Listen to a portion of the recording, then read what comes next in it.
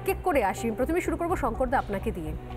এত এত অভিযোগ, ভুরি ভুরি অভিযোগ, আমরা নিঃসন্দেহে একটাও কোথাও এমনি এমনি কিছু বলিনি। আমরা প্রত্যেক ক্ষেত্রে গেছি, যে বক্তব্যগুলো পেয়েছি সে বক্তব্যগুলো তুলে এনে আমরা সামনে চালিয়েছি, সেগুলোকে পাবলিশ করেছি, মানুষ দেখেছেন, শুনেছেন। হঠাৎ করে প্রকাশ্য মঞ্চ থেকে মুখ্যমন্ত্রী এর আগেও বলেছেন, আজকে আবারও বলছেন, সব মিথ্যে, সব অপপ্রচার, সব সাজানো। মানে আর কিভাবে প্রমাণ দেওয়া সম্ভব? কেউ শুনতে চাইছেন না, তার কাছে পৌঁছচ্ছে না। আমি তো মানে সাদা চোখে আমি বুঝে পাচ্ছি না যে কোথায় সমস্যাটা হচ্ছে, নাকি শুনতে চাইছেন না। একদম এটা আরো স্পষ্ট করে মেসেজ দেওয়ার জন্যই কথা বলে যে আমি ভাই তোমরা যাই করো না, আমি কিছু শুনবো না। কোনটা? প্রথমেই জন্মদিনের শুভেচ্ছা থাকলো তোমাকে, ধন্যবাদ। একদম সোজা তোমার প্রশ্নের ভেতরে ঢুকতে চাই। মাননীয় মুখ্যমন্ত্রী সম্পর্কে কংগ্রেসের একজন বিখ্যাত লিডার তিনি বলেছিলেন যে আমাদের মাননীয় মুখ্যমন্ত্রী দুটো কারণে মুখ খোলেন, একটা খেতে আর একটা মিথ্যে কথা বলতে। মাননীয় মুখ্যমন্ত্রীর যদি বক্তব্য ধারাবাহিকভাবে আমরা দেখি, বিরোধী দলনেত্রী হিসাবে, শাসক হিসাবে তিনি তার বক্তব্যের মধ্যে এত বিভ্রান্তি ছড়িয়েছেন বিভিন্ন সময়, আমার তো এইটাই মনে হয় যে মাননীয় মুখ্যমন্ত্রীর কোনো বক্তব্যের প্রতিক্রিয়া আদপে দেওয়া উচিত কিনা।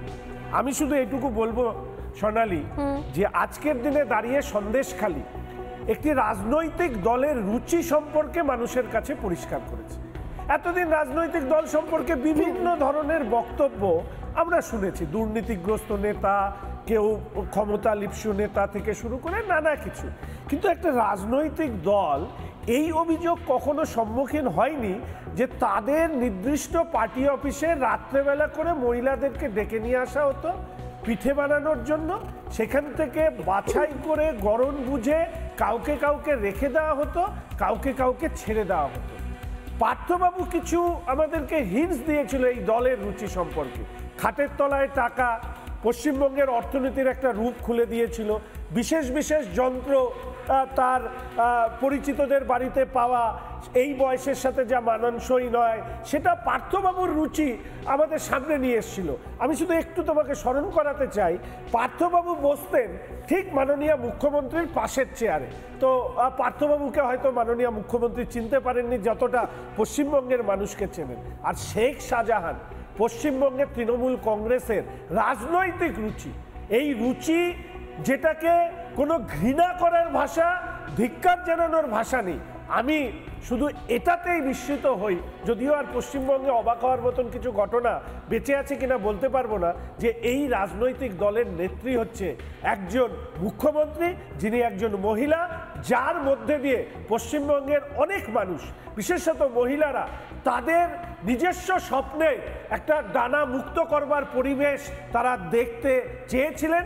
দুর্ভাগ্য আজকে তাদেরকেই রাস্তায় লাঠি ঝাঁটা হাতে নিয়ে নামতে হয়েছে। আমি আবার বলছি, যাদেরকে নিছক ভাতাজীবী করে রাখতে চেয়েছিলেন তারা আজকে হাতা খুন্তি ঝাঁটাজীবী হয়ে রয়েছেন। আপনি রুচির বিষয়ে বলছিলেন, রুচির বিষয়ে কোথায় প্রশ্ন করবেন শঙ্করদা? যেখানে বলা হয় যে এনাদের ধর্ষণ হয়েছে, শ্লীলতাহানি হয়েছে, তার কোনো ভিডিও আছে কি?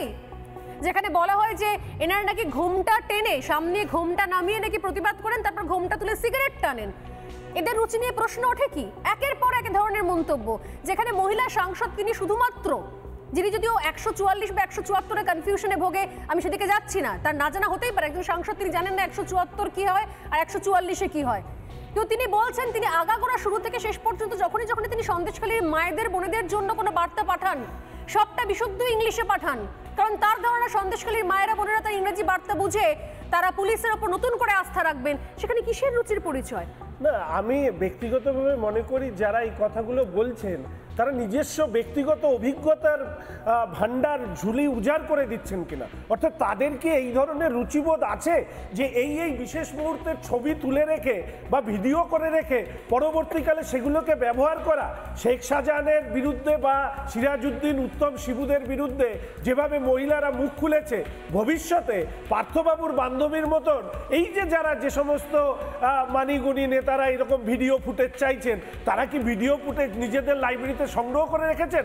তাদের ব্যক্তিগত অভিজ্ঞতার থেকেই কি এই ধরনের বার্তা দিচ্ছেন কি দিচ্ছেন না, সেটাও মনে হয় প্রশ্নে আসা উচিত। আমি এর পাশাপাশি আসবো, এখানে শঙ্করদীপ দাও রয়েছেন, ওনার কাছেও একবার আসবো, যে বারবার এতগুলো জিনিস এতবার শোনানো হচ্ছে, বলা হচ্ছে, কেন্দ্রীয় মন্ত্রী থেকে শুরু করে প্রত্যেকে রিয়্যাক্ট করছেন, এবং এখানে এটুকু ঠিক প্রমাণ হয়ে গেছে, এবং আমাদের ক্ষেত্রে তো মানে ডাবল ট্রিপল করে প্রমাণ হয়ে গেছে যে আমরা এখনো পর্যন্ত অন্য কোনো চ্যানেলকে ক্ষমা প্রার্থনা করতে হয়েছে, কিন্তু রিপাবলিক বাংলা তার কোনো ফুটেজ, কোনো বাইট, তা কোনো কিছু রিপাবলিক বাংলাকে ক্ষমা চাইতে হয়নি, কারণ আমরা কিছু ফেক দেখাইনি এখনো পর্যন্ত। আজকেও শুনিয়েছি, আজকেও সেখানকার ছবি দেখিয়েছি। তাহলে সমস্ত রাগ মিডিয়ার ওপরে কি করে হতে পারে?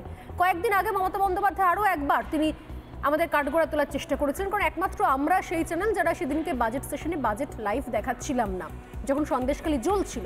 আমি একবার সেই বক্তব্য শুনিয়ে আপনার কাছে আসবো শঙ্খদীপদা, যে হঠাৎ করে ওই যত দোষ নন্দঘোষ টাইপের সব ছেড়ে দিয়ে শেখ শাহজাহান নিয়ে একটা মন্তব্য নেই। যে সমস্ত মন্ত্রীদের পাঠানো হচ্ছে ড্যামেজ কন্ট্রোল, তারা ওখানে গিয়ে কীর্তন নাচছেন, তাদের নিয়ে কোনো মন্তব্য নেই।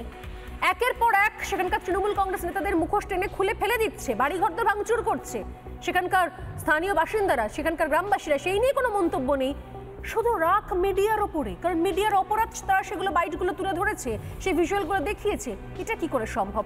এই উত্তর নেব, তবে তার আগে একবার শুনি মমতা বন্দ্যোপাধ্যায় কয়েকদিন আগের, দিন 5 আগের বক্তব্য। সারাক্ষণ গালাগালি দিয়ে বেড়াচ্ছে, সারাক্ষণ চিতায় আগুন জ্বালিয়ে যাচ্ছে।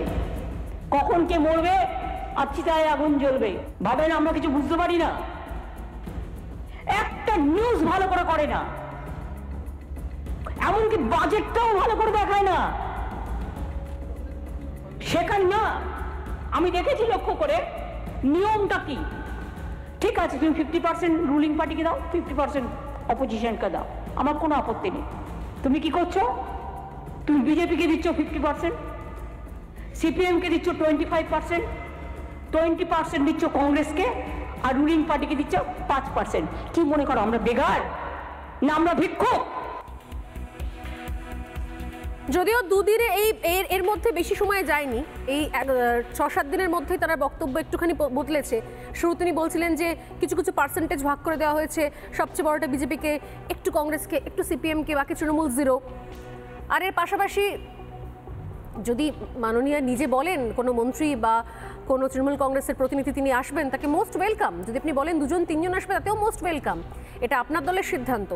আর দ্বিতীয়ত হচ্ছে, আজকে উনি বললেন যে সবই নাকি বিজেপির খবর, এবং সবটাই মিথ্যে মিথ্যে মিথ্যে, ইচ্ছে করে অশান্তির আগুন লাগানোর চেষ্টা। আমরা কি করবো? আমরা বসে থাকবো? আমরা খবর করব না? আমরা সন্দেশখালীতে যাব না? কি করা যায়? শঙ্খদীপদা কি বলবেন? না দেখো স্বর্ণালী, এমন একটা সময় যে ঘটনাটা ঘটেছে, সেখানে শাসক জনসভায় বা প্রশাসনিক মঞ্চে দাঁড়িয়ে বলবে জানা সন্দেশখালী ঘটনাটা ঘটেছে সব সত্যি, এটা বলাটা খুব ডিফিকাল্ট, কারণ লোকসভা ভোটটা আসছে। ফলে মমতা বন্দ্যোপাধ্যায় আজকে যদি বলে থাকেন যে এই সবটাই সাজানো হওয়া মিথ্যে ঘটনা বলে থাকেন, তাহলে আমার মনে হচ্ছে সেটা পলিটিক্যাল কনসিডারেশনে, কারণ এখন এমন একটা ক্রিটিক্যাল টাইম যে শাসকের পক্ষে সব কিছু মেনে নেওয়া মুশকিল। কিন্তু এই যে মেনে নেওয়া মুশকিল হলে তো মিথ্যে বলা সম্ভব নয়, কিন্তু এই যে এটা তো ওনার তরফ থেকে মিথ্যাচার হয়ে যাচ্ছে। তাহলে কিন্তু গভর্নমেন্টের যে একটা অ্যাডমিশন আছে যে সন্দেশখালীতে সাধারণ মানুষের সঙ্গে যে সরকারের এবং শাসক দলের যে একটা বিচ্ছিন্নতা তৈরি হয়েছে, সেই অ্যাডমিশনের একটা রিফ্লেকশন আমরা দেখতে পাচ্ছি। কিন্তু তুমি দেখো যে সন্দেশখালীতে গত 3-4 দিন ধরে ওখানে দুয়ারে সরকারের এক্সটেন্ডেড ক্যাম্প বসেছে। শেখ শাহজাহান, সিরাজউদ্দিনদের বিরুদ্ধে মেন অভিযোগ হচ্ছে যে জোর করে জমি দখল করে নেওয়া এবং মহিলাদের উপর অত্যাচার। মহিলাদের উপর অত্যাচারের যে 2-3 জন নায়ক বা যাদের উপরে মেন রাগ, তাদের একটা অ্যারেস্ট